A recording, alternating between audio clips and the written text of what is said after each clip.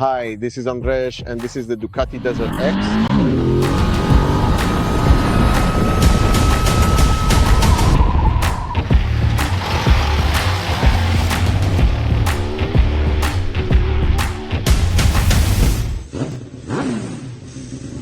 I'm a bit surprised by this recording because we're doing it in the middle of the day, not at the end of the day. So let me say, these are my first impressions when it comes to riding this motorcycle, which was built at home. I'm kind of joking, but that's how it is. This is a fully COVID-era motorcycle because it was first shown at ICMA in 2019, and the decision was made that the motorcycle would be designed and built.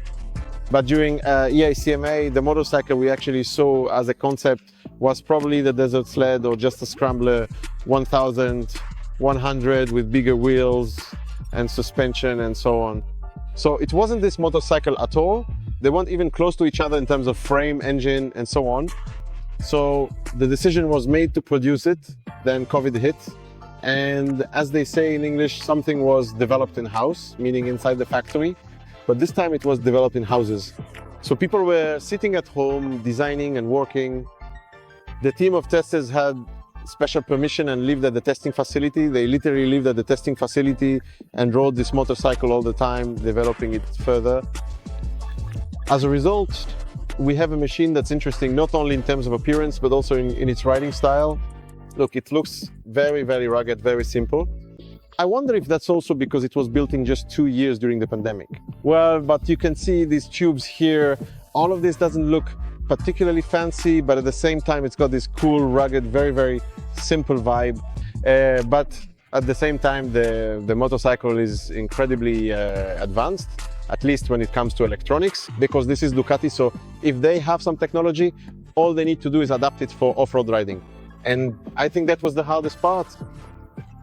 The engine is a 937cc Testastretta, 11 degree, exactly the same one you'll find in the Monster and the Multistrada 5.2, but with some modifications. No, when it comes to the engine itself, it's more about the engine calibration and the gearbox, because the first and second gears have been shortened compared to the Multistrada, and the calibration, that is, the mapping, has been created completely from scratch.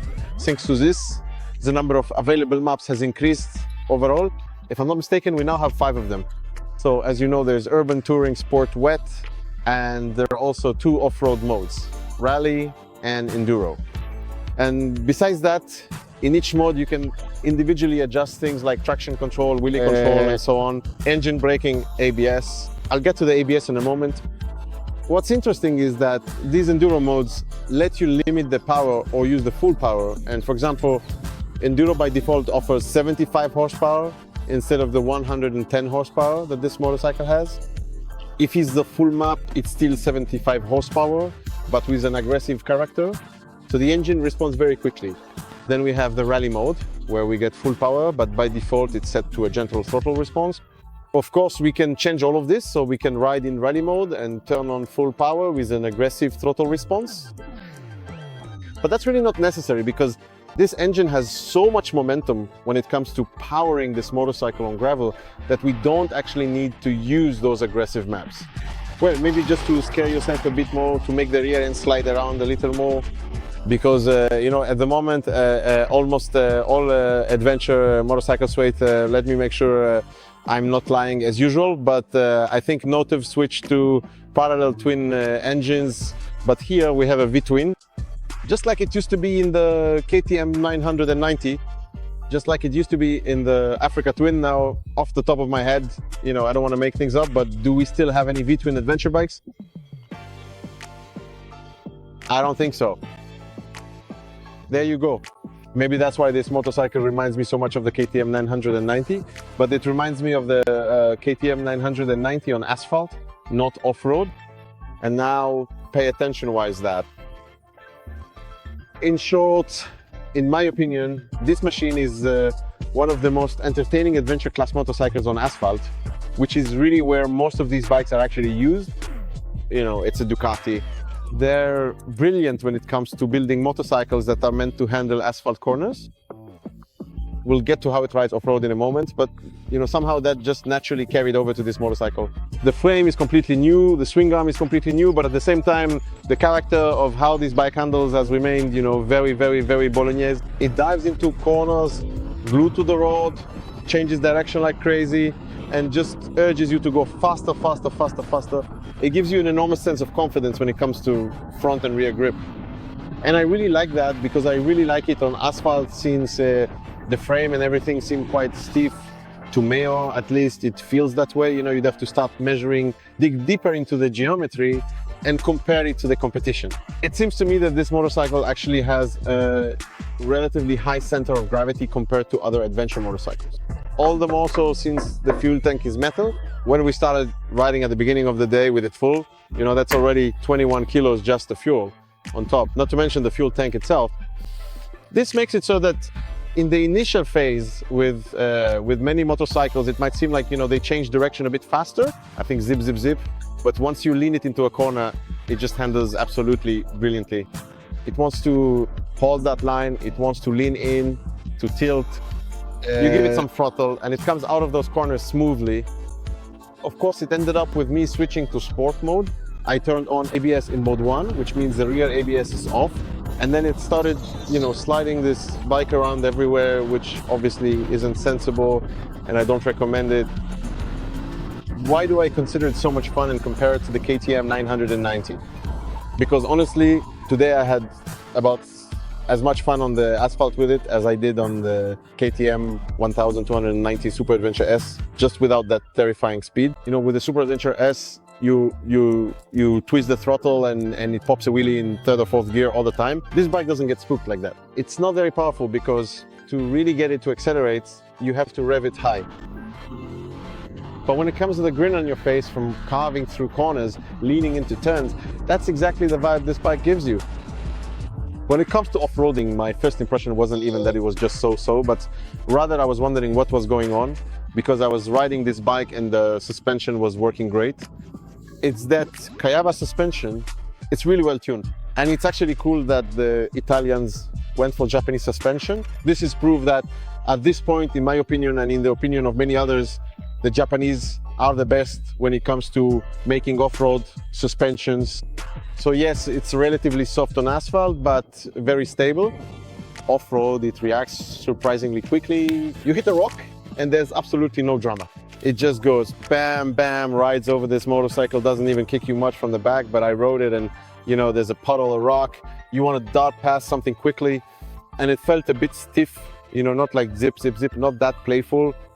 Of course, after I rode it a bit longer, I started putting more effort into it, and then those kinds of moves started to happen. It started to work, but still, this motorcycle, its character is such that it likes to go fast on gravel, straight, long curves and so on, and enjoy that kind of fun, just making use of the grip, the suspension and all that. The guy said they would soften the suspension for me for the second part of the day, so we'll see. And I'll write to you in the magazine with my final opinion about how it performs off-road. But that doesn't change the fact that you can really have fun with this motorcycle, especially thanks to this, because the engine is linear, everything is nice, but this V-twin, it just has so much bite to it. There are 94 Newton meters, if I remember correctly. It responds so quickly, it's much more aggressive than those parallel twins that we see everywhere these days. In my opinion, it's even maybe a bit too aggressive. It's simply an aggressive motorcycle. It's not the kind that's all friendly and gentle. Here, when you set it to the full map, you give it gas and it immediately responds, because like every Ducati twin, it doesn't like to go below 3000 RPM at all. So you end up riding at around 3000 RPM minimum, and it instantly gets jumpy. What really helps here is the traction control, and here the Italians have really nailed it. You have to give them credit for that.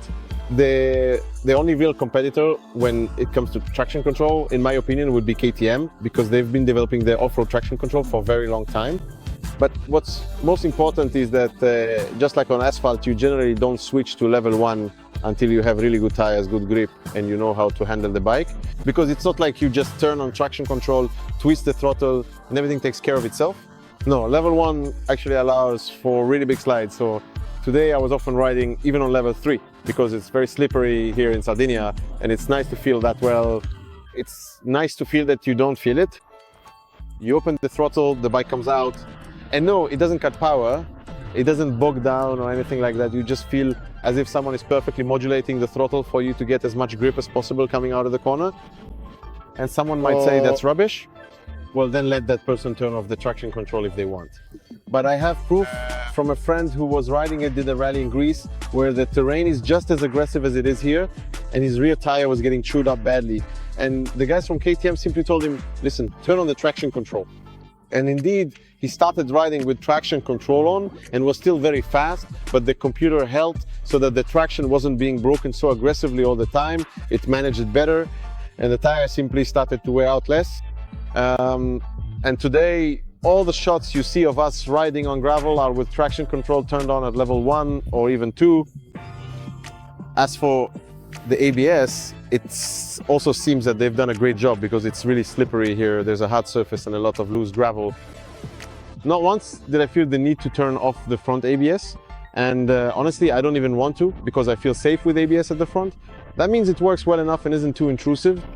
But it's great that they made a single, separate, large and clearly marked button to turn off the ABS. All you have to do is stop, hold it down, and you turn off the ABS completely.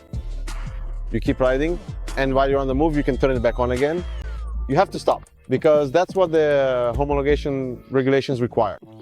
Well, here I'll check what the magazine says about it, because here I'm listening to, you know, some friends who might be a bit more experienced when it comes to rallying or adventure riding, because, for example, they immediately pointed out that there's really no good way to mount additional navigation here. You have to do it on the handlebars. One guy, of course, is already a nut and says he's going to mount a road book here. All right, we'll see.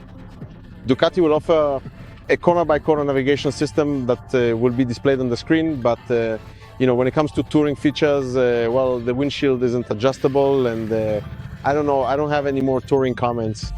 What's great is that there are a lot of accessories, and there's this additional fuel tank at the back that you can buy. It's not installed here, but there's an option for an extra 8-liter tank at the rear. When we run out of fuel here, you just press a button, the pump starts working, it transfers the fuel over here, and you keep on riding. So I'm starting to like this motorcycle more and more, even though I'm really not a fan of riding so fast off-road. I mean, it's fun, but you know, I'm just scared. So give me some more time, I'll ride this motorcycle until the end of the day, and I'll write my full opinion in the magazine. But my final conclusion is that building motorcycles is simple. Because, listen, Ducati, which doesn't really have experience with adventure motorcycles, well, okay, they have the Multistrada Enduro, let's say. So they do have a bit of experience, but in just 2 years, they created a motorcycle that, in the end, there's really nothing to complain about. Because, you know, that agility, that's just a characteristic, not a flaw. One person prefers it one way, another prefers it another way, one likes it to be more twitchy and agile and doesn't mind if it's a bit unstable somewhere, while someone else needs a super stable, nice motorcycle and will accept that it's agile like that. It's easy to build motorcycles, and such good looking ones at that. That's it, more in the magazine. Take care, bye! Or ask questions, so I'll know actually, because then I'll know. So when I reply to comments, ask questions and maybe I'll answer more. Bye!